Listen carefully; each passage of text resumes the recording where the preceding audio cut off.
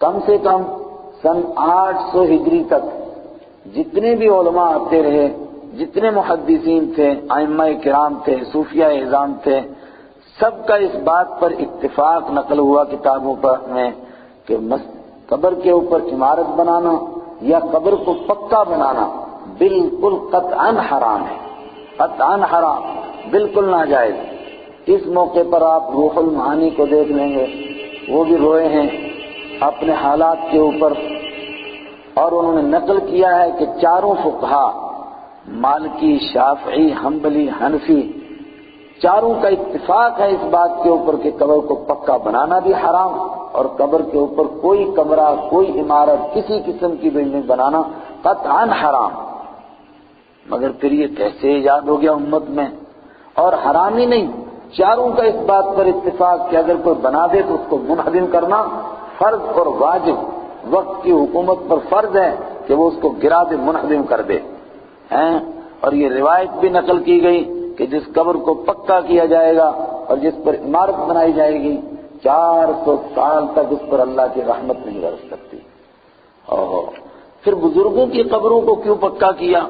حضرت امام ابو حنیفہ رحمۃ اللہ علیہ، دوسرے حضرات فرماتے تھے کہ قبر کے اوپر سے اگر بارش کی وجہ سے مٹی گر جائے تو دوسری مٹی ڈال کر کے پھر قبر کے نشان کو باقی کیا جا سکتا ہے۔ امام صاحب نے اس کی اجازت بھی نہیں دی۔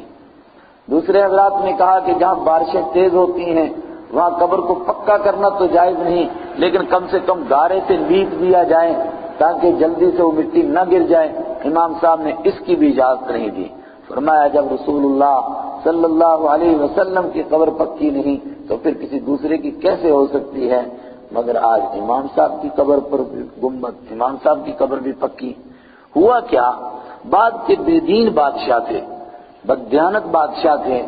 لوگ ان کو بے دین سمجھتے تھے،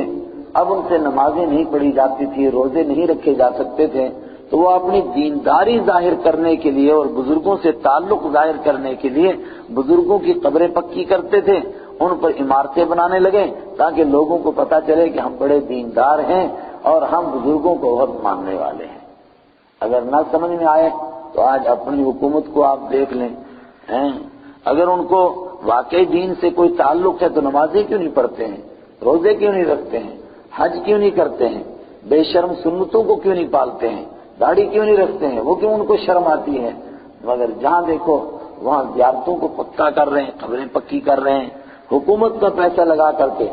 اور پھر یہ ایک بزنس بن گیا، چراغے چڑھنے لگے، وہاں سے پیسے آنے لگے تو بادشاہوں نے بھی سوچا یہ تو بڑا مزے کا سودا ہے، یہ تو یعنی سمجھو کہ اس میں انویسٹمنٹ ہے ہی نہیں اور پرافٹ ہی پرافٹ، معمولی سا انویسٹمنٹ ہے، بس ایک گنبد بنانا ہے اور اس کے بعد تو پھر جموں میں آپ تشریف لے آئیے، یہاں تو قبر کا ہونا بھی ضروری نہیں ہے۔ اچھا یہ نہیں کہ یہ کوئی دھوکہ ہے، بلکہ یہ باقاعدہ لوگوں کے ذہن میں یہ بسی ہوئی ہے، خالی اتنا کہتے ہیں کہ جی ایک پیر دی جگہ ہے، پیر دی جگہ کا مطلب فٹافٹ وہاں ایک قبر بنا دی، ایک چراغ جلانے کے لیے جگہ رکھ لی، ایک ڈھولکڑی والا بلا لیا چمار کہ وہ آ کر کے ڈھول بجاتا رہے، ایک ہری چادر والا، بس بزنس سٹارٹ، اب دکان مزید کرنے کی ضرورت ہی نہیں۔ اللہ کے حبیب صلی اللہ علیہ وسلم کی آخری الفاظ حضرت عائشہ صدیقہ فرماتی ہیں، اس سے پہلے آپ نے فرمایا تھا کہ غلاموں اور نماز کا خاص خیال رکھنا، جو تمہارے ماتحت ہیں ان کا اور نماز کا، لیکن وہ آخری الفاظ جس کے بعد آپ نے خود مزید کچھ نہیں فرمایا، فرمایا وہ یہ تھے لعن اللہ الیہود والنصارى اتخذوا قبور انبیائہم مساجدا،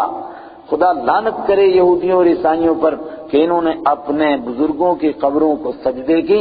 جگہ بنا لیا اور مسجد بنا لیا۔ اس سے فقہا کا اس بات پر بھی اتفاق ہو گیا کہ قبرستان میں اور زیارت کے پاس بھی مسجد بنانے کی اجازت نہیں ہے۔ یہ بھی یہودیوں کا طریقہ ہے، یہ بھی عیسائیوں کا طریقہ ہے۔ انہوں نے پہلے کہا کہ اس پر عمارت بناتے ہیں، لیکن پھر عمارت پر تو جھگڑا رہا تو عمارت بن نہیں سکی۔ البتہ قال الذین غلبوا علی امرہم، ان لوگوں نے کہا جو اپنے معاملے پر غالب آ گئے تھے، انہوں نے کہا چلو عمارت تو بنائیں گے نہیں، البتہ لنتخذن علیہم مسجدا، ہم اس کے گیٹ کے اوپر ایک مسجد ضرور بنائیں گے۔ گیٹ کے اوپر مسجد، یہ یہودیوں کا طریقہ ہے، عیسائیوں کا طریقہ، مسلمانوں کا طریقہ نہیں تھا۔ اللہ کے حبیب نے تو لعنت فرمائی ان کے اوپر۔ میں نے یہ بات زور دے کر کے اس لیے بیان کی، ہائے ہائے ایک طبقے نے اسی سے ثابت کر لیا، کہنے لگے دیکھیے جناب یہ اتنے بڑے ولی تھے نا، اس میں جھگڑا ہو گیا کہ ان کے اوپر عمارت بنائیں، مگر شاید کچھ بابڑے تھے، انہوں نے عمارت تو نہیں بنانی تھی، لیکن انہوں نے کہا مسجد تو ہم بنا کر چھوڑیں گے۔ کہا کم سے کم مسجد تو بنا دی۔ یہ تو یہودیوں کا طریقہ تھا، عیسائیوں کا، اور اللہ کے نبی نے فرمایا ان پر لعنت ہو اللہ کی، مگر مت ہی ماری گئی۔ سيقول